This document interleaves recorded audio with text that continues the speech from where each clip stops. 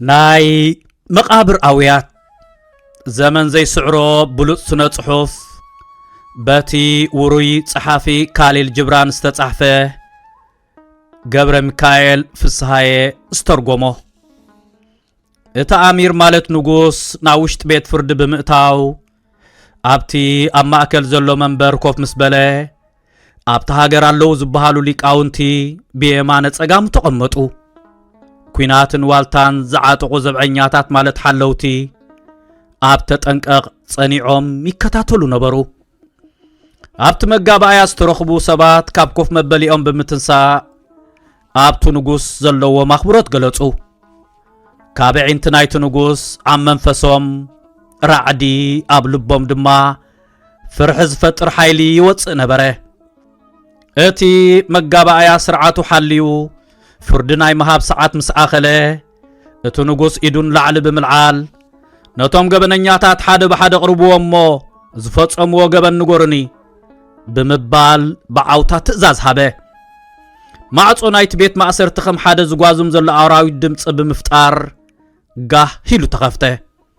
اب صقعتي قرب صلميتو زرق بيت مأسرتي اهتان اوياتن نايتوم امنا استباساچو اسورات مستابا اقاروم استأسر حاصاون بحوار دمت خفتر كلو يسمع اتوم عدومات نايت مقابايا نزوم نايموت قدات كابتا اسقاو قدقاد زمسل كفل خوص خلو نمرآي بانكرو يكتاتلو ونبرو دحر قرب غزي كلت وتادرات اداون دحريت بصنع استأسر من اسيام ريحم مصو ابت صواغصو حيل منفسون صنعات لبون ينبب نبره اتوم وتادرات نتو اسور اما اكلت بيت فردي دو كم زبل دحر مقبار كاب اوفنتتيلوم بتتنقق حلوهم قصلو اتو نغوس ننويح غزي افتيتو دحر معزابو እዚ ሰብ እዚ እንታይ ዓይነት ገበን ይፈጽሙ ብምባል ሓተተ ሓደ ካብቶም ኣኽበርቲ ሕጊ ድማ ሰብ ዝቀተለ እዩ ትማሊ ኣብቲ ከባቢ ዝርከብ ሰፈር ኣድላይ ተልእኾ ዝፍጽም ዝነበረ ሓደ ካብ መኮንናት ኣሚር ክሳዱ ቆሪጹ ዝደርበየን እዩ ኣብቲ ተታሕዘሉ ግዜ ድማ ነቲ ብደም ዝተጸየቀ ጉራዲኡ ኣብ ኢዱ ሒዝዎ ይተረኺቡ በለ እቲ ኣሚር ብቁጥዐ ብምጭዳር داقينكم نابت صلمات بيت ما أسرتم لسومو برقويد سنسلت أسروا مسوق حد ما بتناتو قرادي قصاد قريسكم سقاو أراويتكم زبال عقبرو نفاس التشيطان يتبدني نابس درابيتون فتوتن من تخبص حد ما نتريسا بچاكا دربيوو بلوم اتمن اسي داق ماي نابت بيت ما أسرت خوصد كلو اب افلا عدميو زركب نئشتو سلزنبره سبات بناي مدنقات عيني أفانو هتم وتادرات قيح زبله تفطراو ملكع زلوا غور زمن اسي حيزوم داغماي كابت بيت مأسرتي تمليسوم مصو اتاغوال غصاتك مسيلو نبره ابت صملو غصا دما ملكت چقونا يرأ نبره اعنتا بنبعات تحاصيبو بتابلع الازب صح مكرار سان مريد دفيئه دنينا نبرت اتنغوس نتا من اسي بانكرو دحر معزابو زاب طاريسا زلو ملعك موت تمثل اب قدمينا زلا اكلات ازمه من سبيتخه انتيا غيرا بمبال بعو تحتته حاد خابتو متحدرات زماويتيا تمال سبايا مسكال سبايا رخيبوا اتا افكاري اكوان تملطه سبايا جن اب قدم حق نختقرب احليفو زهبايا بله كنوتاتو غريلوا كسادا اقن عبيلات امتتمو اتنغوس تعذبا كم زيلو دما فرد هابه نابت صلمات كفل مليسكم سودوامو بتصفصمو تعبي جيغا نتزبكلو تعراتا حساب تذكر امنا ايشوخ عراتا دقسكم اسروا كتسعام كلاس تسمع باهزبل سمعت نخذكرون حاموت استحوس مصيص نغر استيوا مسوق حدما طراي نفس اوصيكم امريت ناغوتتكم بامن چفلقوا اتلسلس ني اكلاتا سغا توخالي تحغسلو اعصمتاون حساخو يبساسعو بلوم تمليسا نابت صلماتن صبيبن بيت ما اثر تخت كيد كلا سبات بفرد نايت نغوس بمغرامن በትናታ ዕድል ኣዝዮም ብምሕዛንን ብድንጋጸ ይዕዘብዋ ነበሩ። ብምቕጻል እቶም ወታደራት ንፋስ ሰሜን ከም ዝሃረሙ ሓድሽ ብቑሊ ኣብራኹ ቀጥቀጥ ዝብል ብሓዘን ዝተጐድአ ሰብኣይ ሒዞም መጹ። ዓቕሚ ዘይብሉ ሕማም ዘጥቅዖን ኣዝዩ ዝፈርሐን ይመስል። መከራ ዝበዝሖ መስኪን ድኻ እዩ። እቲ ንጉስ ብምረት ኣፍጢጡ ተዓዘቦ እሞ እዚ ልዕሊ ሙታንን ትሕቲ ህልዋትን ዝኾነ ዘይረብሕ ሰብኣይከ እንታይ ገይሩ ኢሉ ሓተተ። ሓደ ካብቶም ሓለውቲ ናብ ውሽጢ ገዳም ኣትዩ ቅዱስ ጽዋ ብምስራቕ ነቲ ዝሰረቆ ንብረት ኣብ ትሕቲ ክዳኑ ሓቢኡ ክወፅእ እቶም መነኩሳት ኢድ ብኢድ ዝሓዝዎ ሌባ እዩ ብምባል መልሲ ሃበ። እቲ ንጉስ ከም ሓደ መንገብገባ ዝተሰብረ ምብራር ሰኣነት ዑፍ ዝረአየ ዝጠመየ ንስሪ ክመስል ጠመቶሞ ደጊምኩም ናብቲ ቤት ማእሰርቲ ውሰድዎ እሞ ብሰንሰለት እሰርዎ፣ ንጉሆም ስወግሒ ድማ ናብ ሓደ ነዊሕ ገረብ ወሲድኩም በተን ኃጢአተኛታት ኣዳውን ጠልጢልኩም ዝተረፈ ኣካላቱ ተቆራሪጹ ብንፋስ ክብተን ሓዲግ ሰማይ ሓዲግ ምድሪ ኣብቲ ገረብ እሰርዎ በሎም። እቲ ሰራቂ ደርገፍገፍ እናበለ ተመሊሱ ናብቲ ጉድጓድ ቤት ማእሰርቲ ክኸይድ ከሎ ሰባት ከም ዝበለ ድኹምን መናፍቕን ሰብ ናይቲ ገዳም ቅዱስ ጽዋእ ሰረቐስ ከመይ ዝበለ ድፍረት ስለ ዘለዎ እዩ ብምባል ኣብ ናሓድሕዶም ሕሾኽሾኽ ክብሉ ጀመሩ። ድሕሪ እዚ ግዜ እዚ እቲ መጋባእያ ተበተነ እሞ እቲ ንጉስ ቦቶም ሊቃውንትን ኣማኸርቱን ተዓጂቡ ብወታደራቱ እናተሓለወ ክኸይድ ከሎ እቶም ዕዱማት ናይቲ መጋባእያ ድማ ነናብ ዝመጽዎ ፋሕ በሉ። እቲ ቦታ ብዘይካ ናይቶም እሱራት ናይ ብስጭት ድምፅን ኣውያትን ምንም ነገር ዘይብሉ ዑና ሰፈር ነበረ። እዚ ኩሉ ዘጋጥም ዘሎ ከም ሓደ ኣብ መንጎ ተመሓላለፍቲ መናፍስቲ ዝቐውመ መስትያት ተገቲረ ከለኹ ነበረ። ብዛዕባ ሕጊ ማለት ንሰባት ተባሂሎም ብሰባት ዝተሓገጉ ሕግታት ድማ ብተመስጦ ኣሰላሰልኩ። ብዛዕባ እቲ ሰባት ፍትሒ ዝብልዎ ነገር እውን ሓሰብኩ። ንነብሰይ ድማ ብሓሳባት ምስጢር ህይወት ኣጥዓብኩዋ። ትርጉም ምስጢር ጠፈር ንኽግዘብ ፈተንኩ። ንነብሰይ ኪኖ ትርኢት ደመና ከም ዝስወር ኣድማስ ህልም ኢላ ጠፊኣ ምስ ረኣኽዋ ድማ ተዓኒደ ተረፍኩ። ካብቲ ቦታ ለቂቐ ክኸይድ ከለኹ ድማ ንነብሰይ ንበይነይ እዛረብ ነበርኩ። ተኽሊ ኣብ መሬት ዘሎ ጥረ ነገራት እናበልዐ ይነብር። በጊዕ ነቲ ተኽሊ ትበልዖ፣ ተኹላ በጊዕ ሓዲኑ ይበልዕ። ሓሪሽ ነቲ ተኹላ ክቐትሎ ከሎ ኣንበሳ ድማ ንሓሪሽ ይበልዖ። ዝኾነ ኮይኑ ንኣንበሳውን ሞቱ ይተርፎን እዩ። ሞት እንተስዒሩኸ ኣብ መወዳእታ ነዞም ናይ ጭካነ ተግባራት ዘለዓለማዊ ፍትሒ ከምፅእ ዝኽእል ሓይሊ ይህሉ ዶ ይኸውን? ነዞም ዘጽልኡን ሕማቓት ተግባራት ብምልኦም ናብ ጽቡቕ ነገር ክቕይር ዝኽእል ሓይልኸ ይህሉ ዶ? ሙሉእ ናይ ህይወት ዕላማ ኣብ ኢዱ ጨቢጡ ዝሕዝን ከምቲ ባሕርን ወሓይዝ ብሓጎስ ኣብ ኮርሱ ዝውሕጦም ዕላማታት ህይወት ብሓጎስ ሓቂፉ ክሕዝ ዝኽእል ሓያል ነገር ከኣሎ ዶ? ቀታልን ተቐታልን ዘማዊትን ዘማውን ሰራቕን ተሰራቕን ኣብ ትሕቲ ቁፅፅር ኣውዒሉ ኣብ ቅድሚ ካብ ናይ ንጉስ ዝለዓለን ዝበለጸን መጋባእያ ከቕርቦም ዝኽእል ሓይሊ ከሎ ዶ? ኣብቲ ዝቐጸለ መዓልቲ ካብ ከተማ ወፅኤ ድልየታት ነብሰይ ዝገልጸሉ ጸጥታ ዘለዎ ጽሩይ ሰማይ ንምርካብ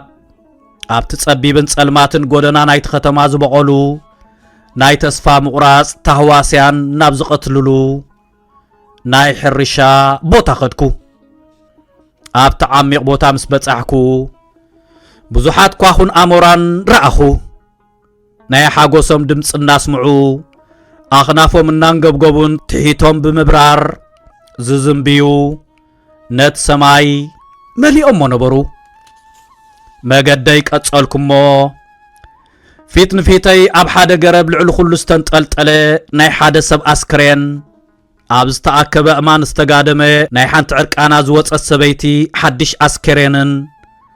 رؤسو تقوريصو مس حمد بزتحاو سدم زيشقوه ناي حدا منأسي بدنن رعخو اتي استعذبكو زسكاكح ترئيت نرئيت عينتي بدقدق تسألمات غاردوم كبابيي تعذبكو كابزوم ابتغا اسقا تسكرينات زقومو ملأكوموتات وصاقن ولا حدا يرعخون دمص نايتوم اب لعل قداي حقي دق سبات دخونو اسكرينات زنبي كواخوات مستهياو زيكون اويات تحواويسو كام مسمع وصاي كال دمص يلن تمالي ابنا هيوت غياز نبرو سلسته دق سبات ناي ود سب محبراو حقتات بمقواسوم لومي قدايات موت كوينوم انو وديقوم حدا سب نخالق سب تقتلو سبات قتال سب يبلوه اتو نغوس حدا سب تقتلو جن تخكل علو يزبحال حدا سب قدام تزريفو سراق يبلوه اتو نغوس هيوت حدا سب انتقوصي جن كبور يزبحال حانت سبيتي سبعيان تواريدا زماوت يبلوه اتو نغوس ارقان اوصيو اما قد طراي نفسا خم تخيدن بأمن خم تشفلقن التاقيرو جن چوا يزبحال مفساس دم بحق خلقليو اتو نغوس دم كفسس حقاو زقبرلو دعامنيو ناي حدا سب جنزب مسراق قبنيو انتو خونا ناي حدا سب هيوت مقصاي ناي چوا تقباريو سب اي كام وراد صيف تقبار كخون يخقليو انتو خونا بهيوتو زل سب بأمن مچفلاق دس زبل ترئيتيو نخفقات بخفقات موراد حقي يخنبلو نخقل دو نحماق تقبار كابو بزخفق حماق تقبار تطعيم كام مقلاسو حقي يخنبلو نخقل دو نقبنات كابو بزبعاسة قبنات تطعيم كام سعروخه فتح يخنبلو نخقل دو اتو نقص سابز قدمه هيوتو حادث علاقة تيلو اي فلت انديو كابتوم دخومات قزعاتوخه جنزب النبرة زميتو اي فلت انديو زموت كفتس ايمو زي فلت دو يخون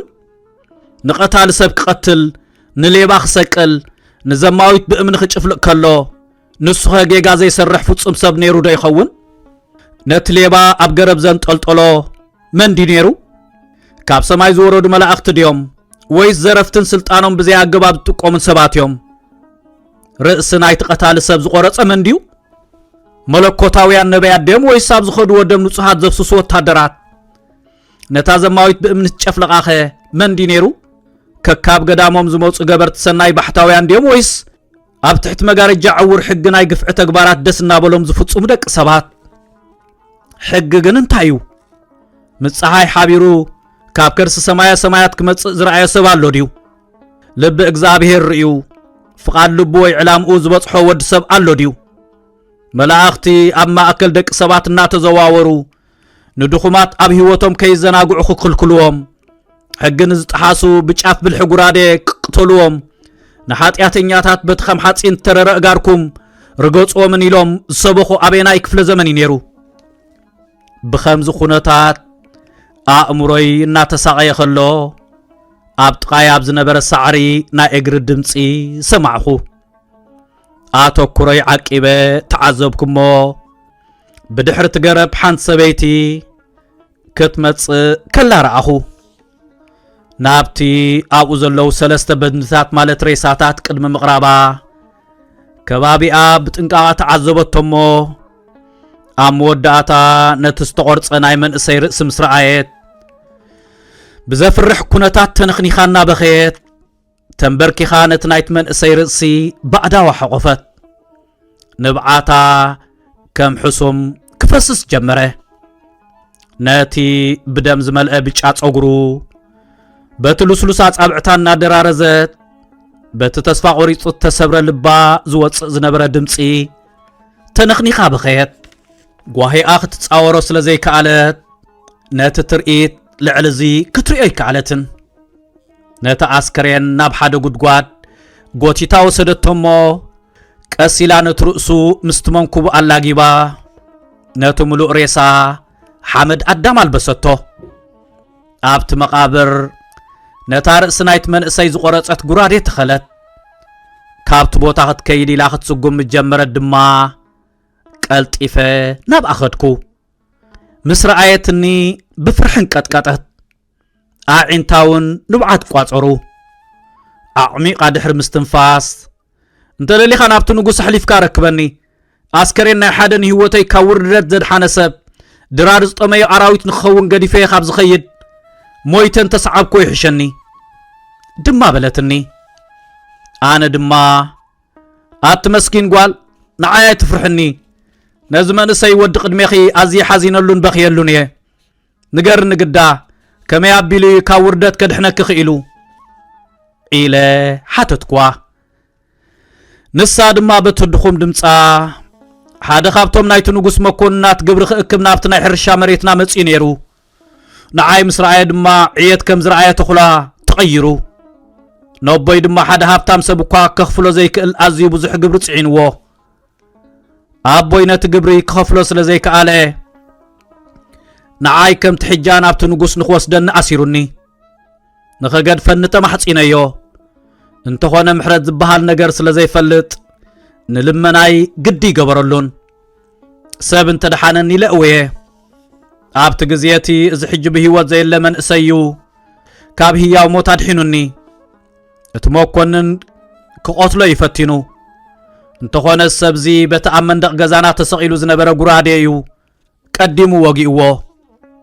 ከም ገበነኛ ሃዲሙ ከምልጥ ግን ናይፈተነን በአንጻሩ አኽበርት ሕግ መጽዮም ናቤስ ማእሰር ተኽሳብ ዝወስዶ ኣብጥቃት ዝሞተ መንእሰይ መኮንን እዩ ተጸቢዎም በመባል ነገራትንሞ ነዚ ንልብ ማንም ወድ ሰብ በሐዘን ደም ዘንብዕ ዘረባ ተዛሪባ ገጻ ጠውያ ገዲፋት ንኸደት በዲሕርኡ ብዙሕ ከይጸንሐ ድማ ሓደ መንእሰይ ገጹ ብነጸላ ሸፊኑ ክመጽእ ረኣኽዎ ናብሬሳ ናይታ ዘማዊት ዝተባህለ ሰበይቲ ቀረበሞ ክዳኑ አውጪው ነትሬሳ ሸፎኖ መሊሱ ካብት ነጸላ ካራውጪው ጉድጓድ ፈሓረሞ ነት ናይታ ጓል አስከሬን ናብቱ ጉድጓድ ብምእታው ንብዓቱ ናውሓዘ ሓመድ አዳም አልበሶ ስሩሑም ስወደአ ድማ ዝተወሰኑ ዕምባባታት ቀናጢሱ ብምምጻ ኣብ ልዕልት መቃብር ብኽብሪ በተኖ ክኸይድ ኢሉ ስጉም ከብል ከሎ ደው ኣበልክዎሞ መዛዘማዊ ሰበይቲ ዘለካ ዝምድና እንታይ እዩ ክሳብ ናብ ዝመጽኢኻ ነዚ ዕርቃኑ ዝወፀ በድኒ ንምድሓንከ ህይወትካ ኣብ ሓደጋ ዞም ጠመዩ ኣራዊት ዘእተወካ እንታይ እዩ ኢለ ሓተትክዎ ኣፍጢጡ ክርኤን ከሎ ካብቲ ዘሕዝነ ዒንቱ ነቲ ዝበፅሖ ሽግር ከምብቦ ኸኣልኩ ከምዚ ድማ በለኒ እቲ ንፍቕሩ ክትብል ብእምኒ ተጨፍሊቓ ዝሞተትሉ ዕድል ኣልቦ ሰብ ኣነ እየ ካብ ቁልዕነትና ጀሚረ ፈትዋ እየ ነይረ ንሳውን ተፍቅረኒ እያ ነይራ ሓቢርና ኢና ዓቢና እነኽብሮን እንሕብሕቦን ዝነበርና ፍቕርና ጎይታ ልብና እዩ ነይሩ ንኽልቴና ፍቕሪ ራኽበና እሞ ንነፍስታትና ድማ ከምዝቋረና ገበረን ሓደ መዓልቲ ካብ ከተማ ወፅየ ውዒለ ምስ ተመለስኩ ኣቦኣ ንዘይትፈትዎ ሰብ ንኽትምርዖ ከም ዘገደድዋ ፈለጥኩ بدحر زي هوتي أبزي قارز قال ساعتوت تسفاي تسلمته نلبي أدب جزاء كبلو قات تفتنكو كراغاغ اللي جناي كعلن أمو داتا بوحدو بمستر نزع عيني نخري أوسنكو انكو علاماي دما نتنصبعات عينتان مرأين نتلسلس دمصا نسمع عني نيرو هذا اوان ناب جزاء أبزخد كل جزيه نبينا خوينا بتقرص عد لاخت نبع صنيحاتني أبتقى كوف بالكمو اتزنبرت ستا كمن رادادا قبرنا نقن عنا دما كند محازانا قبرنا يو بسقطانا تناببنا نحاد سعاد دخون متصنحنا اتبع البيتاس تبع لمصه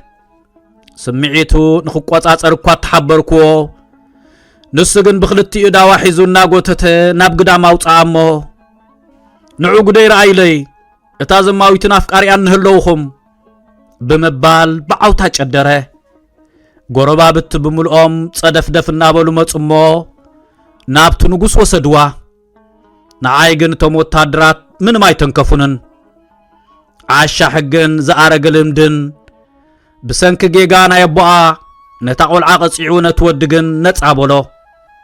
اتودد ما انا بلني اتسباي نز تزاريبو انفتنا بكتما غصو مسغبره انا دما ابتنويح غرب تنطلطيلو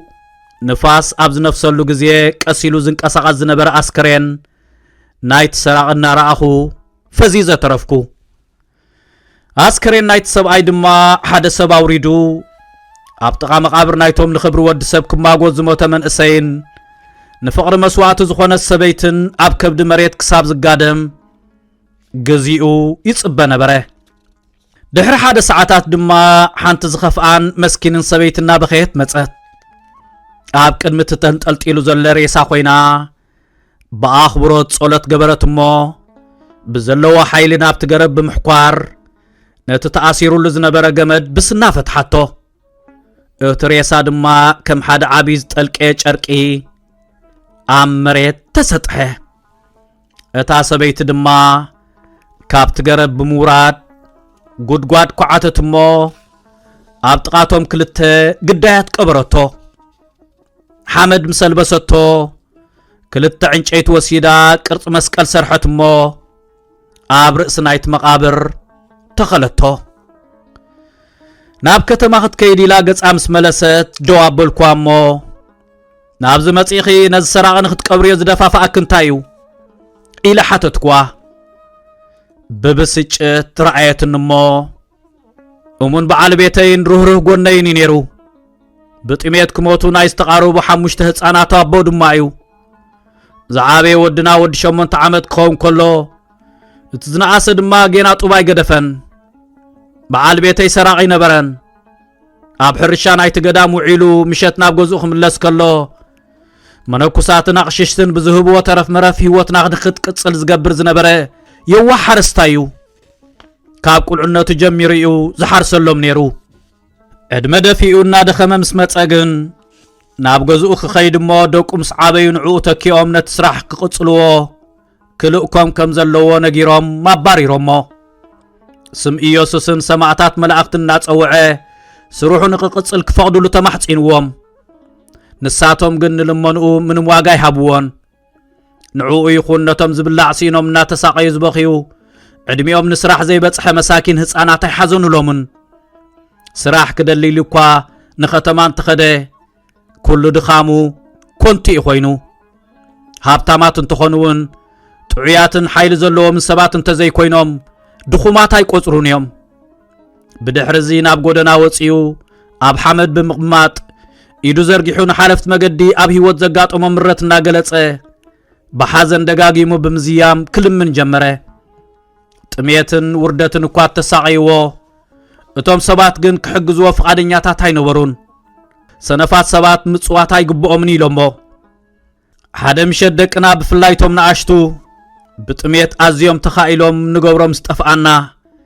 ነዚ ደረቕ ጡበይ ብምጥባው ንዝነበሮም ጥሜት ክዕግሶ ፈቲነ እየ፣ ግን ኣይተኻእለን። ነዚ ዝረኣየ በዓል ቤተይ ድማ ትርኢት ገጹ ተቐያይረሞ ጸልማት ጉልባብ ብምግባር ካብ ገዛ ወፂኡ ናብቲ ናይ ገዳም እኽሊ ዝቕመጠሉ ቦታ ብምኻድ ሓንቲ ርብዒት ስርናይ ሒዙ ክወፅእ ምስ ፈተነ እቶም መነኮሳት ካብ ድቃሶም ብምትንሳእ ብዘይርህራሄ ጨፍጭፎም ኣሲሮሞ። ንጉሆ ምስ ወግሐ ድማ ናብቲ ንጉስ ብምቕራብ ናብ ገዳምና ዝመፀ ነቲ ናይ ወርቂ መሰውኡ ጽዋዓት ንምስራቕ እዩ ብምባል ከሲሶሞ። ብድሕሪ እዚ ናብ ቤት ማእሰርቲ እትዮም ኣብ ካልኣይ መዓልቱ ስቒሎሞ። ንሱ ግን ነቶም ብጥሜት ተጠቕዑ ንኣሽቱ ደቁ ካብቲ ብርሃፁ ዘፍረዮ ስርናይ ንምዕንጋል ይፈቲኑ። እቲ ንጉስ ግን ቀቲልዎ፣ ስጋኡ ድማ ንኣዕዋፍን ኣራዊትን ከም ዝውዕል ገይርዎ። በለትኒ ብኸምዚ ኩነታት ተዛሪባ ድማ ንዓይ ንበይነይ ኣብ ዝሕዝን ኩነታት ኣእትያት ንኸደት። ፊት ንፊት እቲ መቓብር ንምዉታን ዝንገር ናይ ውዳሴ ጽሑፍ ብቓሉ ክዛረብ ደው ዝበለሞ ክዛረቦም ዝደለየ ቃላት ከም ዝጠፍኦ ሰብ ፈዚዘ ተረፍኩ። ዋላ ሓደ ዝዛረቦ ድማ ኣይነበረንን። ይኹን ደኣ እምበር እቲ ዝፈስስ ዝነበረ ንብዓተይ ነቶም ቃላት ተኪኡ ተዛሪቡለዩ። ንቑሩብ ግዜ ብሓሳብ ንምምሳጥ እኳ ተፈተንኩ፣ መንፈሰይ ግን ኣይከኣለን። ምኽንያቱ ነፍስን ተጸልሚቱ ነቶም ብዝተፈላለየ ሕብርታት ዝደመቐ ኣቕጹል ተዓጻጺፉ ንናይ ለይቲ ጻዕሮ ሞት መኣዝኡ ንምትንፋስ ከም ዘይፈቅድ ዕምባባ እዩ። ኣብዚ ብሕቱ ስፍራ እዚ እታ ነቶም ግዳይ ጭቆና ዝኾኑ ሰባት ሓቂፋ ዝሓዘት መሬት ንኣዛነይ ብዘሳቂዩ ዘሕዝን ዜማታት ብዘስምዑ ነፍሳት ብምምላእ ንኽዛረብ ዝደፋፋኣትን ኮይኑ ተሰማዓኒ መንፈሰይ ንምርጋዕ ጸጥታየ መሪፀ ይኹን ደኣ እምበር ሰባት ብጸጥታ ቢልካ ዝግለጽ ነገራት እንተዝርድኦም ነይሩ ከም ዕምባባታት መሮር ናብ እግዚኣብሔር ዝቐረቡ ምኾኑ ነይሮም ካብታ ኣዕሚቓ እተተንፍስ ዝነበረት ነፍሰይ ዝወፅእ ዝነበረ ሃልሃልታ ነቶም ኣግራብ እንተዝድህስሶም ነይሩ ካብ ቦትኦም ተላዒሎም ብጨናፍሮም ነቲ ንጉስ ንምውጋእን ነቲ ገዳም ከም ዘይነበረን ምግባርን ብሓባር ተሰሊፎም ምኸተቱ ነይሮም ኣብ ከምዚ ኩነታት ደው ኢለ እናተዓዘብኩ ከለኹ ናይ ርህራሄ ጥዑም ስምዒትን ናይ ሓዘን ስምዒትን ካብ ውሽጢ ልበይ ወፂኦም ኣብቶም መቓብራት ፈሰሱ እታ ብጉራዲኡ ዘድሓና መንእሰይ ኣብ ቅድምታ ንድንቁርናን ክፍኣተ ግብርን ከም ምልክት ጅግንነት እትርኢ ግዝኣት ዝበረቐት ፀሓይ ኣብ ልዕሊ መቓብር እቲ ንሓንቲ ድኽምቲ መንእሰይ ክብሪ ንምሕላው መስዋእቲ ዝኾነ ህይወት ናይታ መንእሰይ ካብ ኢድቶም ኣረመንያት ዘድሓነን ብጀግንነት ርእሱ ዝተቖርፀን ኣብ መቓብሩ መስቀል ዝተተኽለሉን መንእሰይ ንብዓታ ውሓዘት እታ ኣካላታ ብስስዐ ቅድሚ ምዕዋሩ ብዘይ ኣገባብ ብዝሙት ቅድሚ ምትሓዙ ከምኡውን ብግፍዒ ብእምኒ ቅድሚ ምጭፍላቑን ልባ ብፍቕሪ እናነደደ እምነታ ክሳብ ግዜ ሞታ ሓልያ ፀንሐት ብዛዕባ ዞም ነፍሳት ምእንቲ ክዛረቡ ፍቕሪ ካብቶም ምድራዊ ንዋይ ዝዓወሩን ብዓሻ ኣዘራርቦኦም ዝተላዕጠጡን ህዝቢ መሪፁ ዝባረኾምን እቲ ዝመረሮ ኣፍቃሪኣ ኣብ መቓብር ናይታ ዕምባባታት ዘንበረላ መንእሰይ መፂኡ ብብኽያት ተነኽነኸ እቲ ጉልበቱን ረሃፁን ኣብ ሕርሻ ናይቲ ገዳም ብዘይ ገደብ ብምፍሳሱ ሰብነቱ ዝደኸመ ነቶም ዝጠመዩ ንኣሽቱ ደቁ ንምዕንጋል ቁራስ እንጌራ ሓቲቱ ዝተኸልአ ንልመና ስርሐ ኢሉ እኳ ተጀምሮ ብደቂ ሰባት ኣዓልቦ ዘይረኸበ ካብቲ ባዕሉ ዘርእዩ ዝዓፀደ እኽሊ ኣዝዩ ሒደት ንኸምፅእ ነብሱ ስለ ዝኣዘዘቶ ተኣሲሩ ዝተቐጥቀጠ ከምኡውን እታ ፀሓይ ዝኾነት ሰበይቱ ኣብቲ ድቕድቕ ጸልማት ኣብ ልዕሊ መቓብሩ ኮይና ኣብቲ ንኸዋኽብቲ ሰማይ ብዛዕባቶም ነቲ ሰላማዊ ናይ ክርስቶስ ስብከት ክሳብ ደቂ ሰባትን ናይ ድኹማት ሰባት ኣካላትን ንምቑራፅ ናብ ዝጥቀምሉ ጉራዴነት ዝቐየርዎ ኣቕሽሽቲ ክምስክረላ ምእንቲ ዓንዲ መስቀል ዘቖመትሉ ተካል መቓብር ንብዓተይ ወረር ኢሉ ፈሰሰ ፀሓይ ኣብ ዓለም ዘለዉ ሽግራት ከም ዘጽልእዋን ናይ ደቂ ሰባት ምድኻም ዒቕ ከም ዝበልዋን ክትመስል ኪኖ ኣድማስ ተሰወረት ሽዑ እቲ ጸልማት ብናይ ጸጥታ ጅማት ረቂቕ ከለላ ዓይን እናኣለመ ኣብ ናይ ተፈጥሮ ኣካላት ከንጽፎ ጀመረ ኣነ ድማ ኣእዳወይ ናብቲ መቓብር ብምዝርጋሕ እናመልከትኩ ኣዒንተይ ናብ ሰማይ ብምንቀራር ብዓውታ ኦ ጅግንነት እቲ ኣብ መሬት ውሽጢ ዝተቐብረ ጉራዴኻ እንሆ ኦ ፍቕሪ እቶም ብእሳት ተቓጸሉ ዕምባባታት ክእዚኦም እዮም ኦ ጐይታ ኢየሱስ እቲ ንጸልማት ጉልባት ብምግባር ዝተተኽለ መስቀልካ እንሆ ብምባል ድምፀይ ያጋዋሕኩ ብስራት ነፍቀርት ንባብ መጽሕፍቲ ኤርትራውያን ኣብ ወፃኢ ሃገር ኣበይ ክንረክብ ንኽእል ኢልኩም እትሽገሩ ሰባት ውሕዳት ኣይኮንኩምን ነዚ ፍታሕ ንምንዳይ ብዝተኻእለ መጠን ኣብ ውሽጢ ሃገርን ኣብ ወፃእን ዝሕተሙ መጽሕፍቲ ናብ ኣንበብቲ ንምቕራብ ንዝሓለፈ 8 ዓመታት ከይተሓለሉ ካብ ዝሰርሑ ትካላት ብቐዳምነት ዝስራዕ ሰማያት ምሕታምን ምክፋልን መጽሕፍቲ ኤርትራውያን እዮም ኣብ መርበብ ሓበሬታ ሰማያት.com ናብ ኣሜሪካ ካናዳን ሃገራት ኤሮጳን ዝለኣኹ ልዕሊ 450 ዓይነት መጽሕፍቲ ብኣሽሓት ቅድሓት ይርከቦም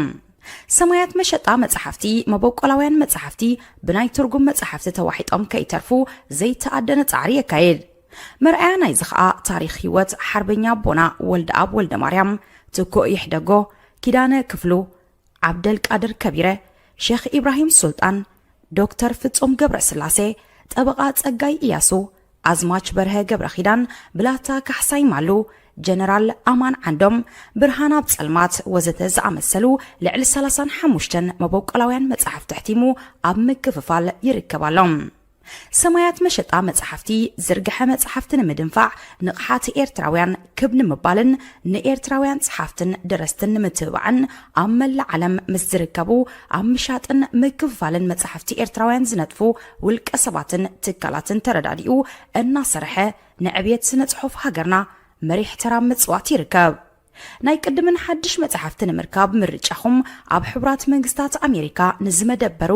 ሰማያት መሸጣ መጽሕፍቲ ይኹን ምርጫኹም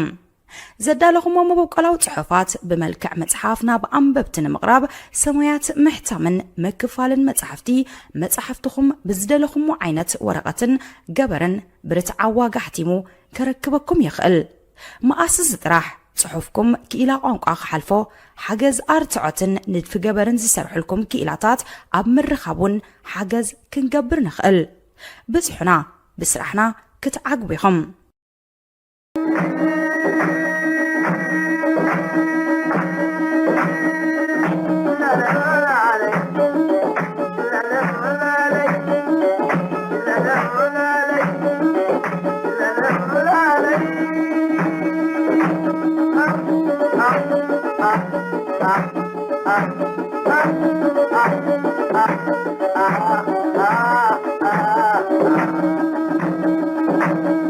Hasta